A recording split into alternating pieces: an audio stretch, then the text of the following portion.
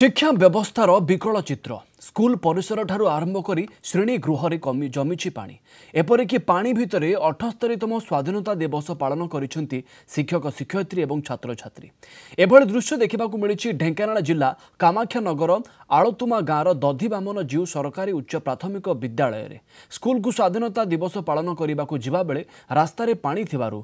अलिया बुहा trolley रे बुहा हुई छात्र छात्री आसते निष्कासन हो स्कूल आग रास्ता और स्कूल परिसर में पानी जमा हुई कृत्रिम बन्या परिस्थिति सृष्टि होइछि। ए संपर्क में बीईओ उपजिल्लापाल और जिलापाल को जणाइथिले भी समस्यार समाधान हेउनथबा अभियोग करिसेंती ग्रामवासी और शिक्षक शिक्षयित्री।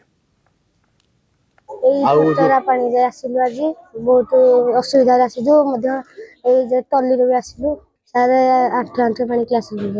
पानी होइछि आसी पारना बोले टल्ली रे आना है पिला मानकु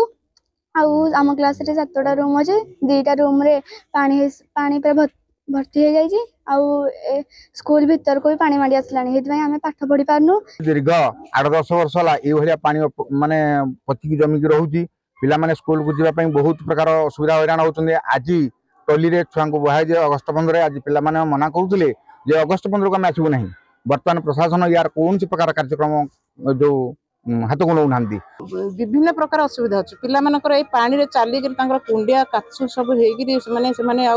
पाठ पढ़ा उपयोगी भी हो पारना ये सब समस्या प्राय प्रतिवर्ष 2 मास 3 मास लगी रोचे। तेणु ये समस्यार समाधान किपरि हम पानी किपरि निष्कासित हम